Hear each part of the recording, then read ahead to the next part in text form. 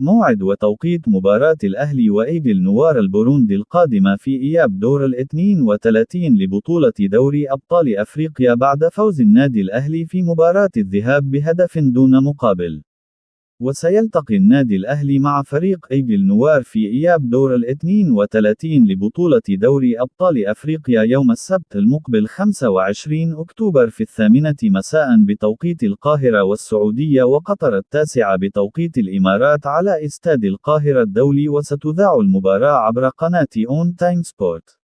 وسيختتم النادي الأهلي مباريات شهر أكتوبر بعد مباراته القادمة في أفريقيا بمواجهة بتروجيت في منافسات الجولة ال12 لبطولة الدوري المصري يوم الأربعاء 29 أكتوبر.